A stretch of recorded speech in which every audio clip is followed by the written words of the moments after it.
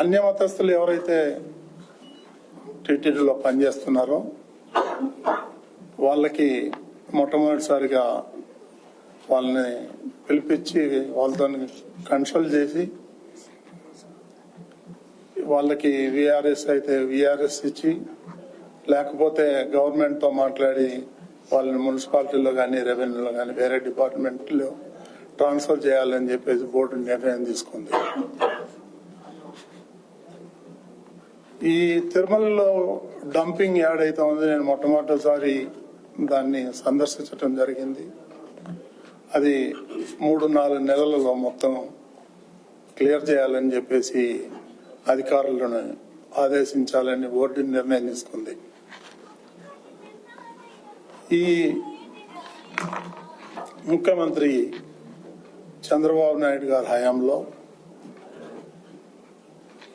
ఈ గరుడ వారిది ఏదైతే ఉందో ఆయన స్టార్ట్ చేశారు. దాన్ని గత ప్రభుత్వం పేరు మార్చడం జరిగింది. కాబట్టి దాన్ని మళ్ళీ సేమ్ పేరు గరుడ వారిదిగా నియమించాలని, పేరు పెట్టాలని చెప్పేసి నిర్ణయం తీసుకున్నాం.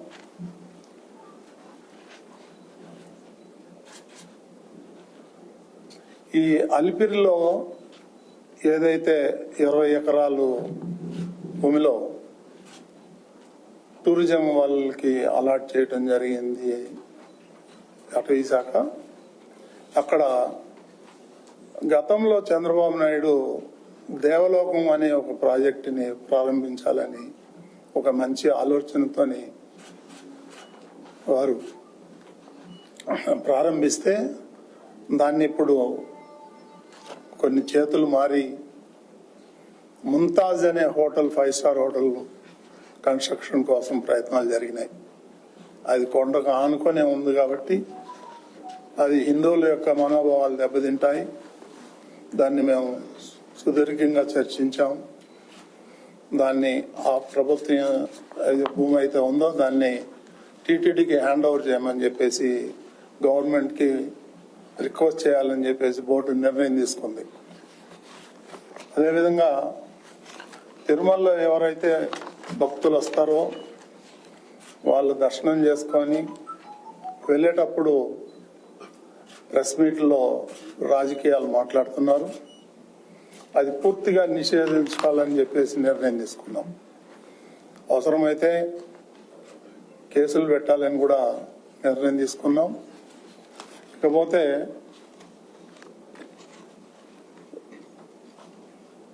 ఈ స్థానికులు అయితే ఎవరైతే తిరుపతిలో నివాసం ఉంటున్నారో వాళ్ళకి గతంలో నెలకు ఒకసారి ఫస్ట్ ట్యూస్డే వాళ్ళకి దర్శనం కల్పించేవాళ్ళు. ఈ మధ్యన దాన్ని రద్దు చేశారు. దాన్ని తిరిగి పునరుద్ధరించాలని చెప్పేసి నిర్ణయం తీసుకున్నాం. నెలలో మొదటి మంగళవారం వాళ్ళకి ఈ దర్శన భాగ్యం కల్పించాలని నిర్ణయం తీసుకున్నాం. అదేవిధంగా శ్రీవాణి ట్రస్ట్ ఏదైతే ఉందో ఆ ట్రస్ట్ని రద్దు చేసి దాన్ని మెయిన్ అకౌంట్లోనే, అంటే ఆ శ్రీవాణి అనే స్కీమ్ ఉంటుంది, ఆ పేరు మాత్రం కొన్ని అపోహలు ఉన్నాయి కాబట్టి మెయిన్ అకౌంట్లోనే మెర్జ్ చేద్దాం, దానికి సపరేట్ అకౌంట్ కాకుండా మెయిన్ అకౌంట్లోనే వేయాలని చెప్పి నిపుణుల్ని సంప్రదించి వాళ్ళు ఏ విధమైనటువంటి సలహాలు ఇస్తారో దాన్ని బట్టి నేను నిర్ణయం తీసుకోవటం జరుగుతుంది.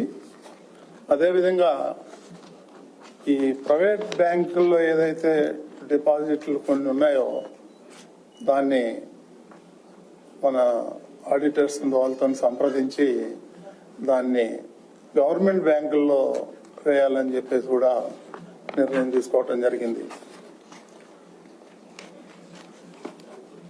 ఈ నిత్య అన్నదానం ఏదైతే జరుగుతూ ఉందో దాంట్లో ఇంకా క్వాలిటీ మెరుగుపరిచి ఇంకా ఒక ఐటమ్ని చేర్చాలి భక్తుల కోసం అని చెప్పేసి కూడా నిర్ణయం జరిగింది.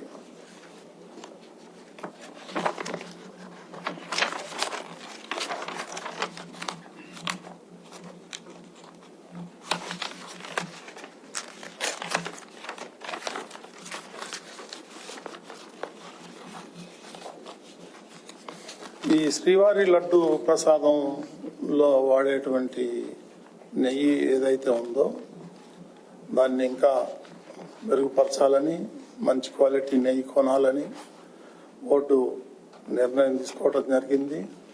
దానికి ఒక నిపుణుల కమిటీని ఏర్పాటు చేయాలని కూడా నిర్ణయం తీసుకున్నాం.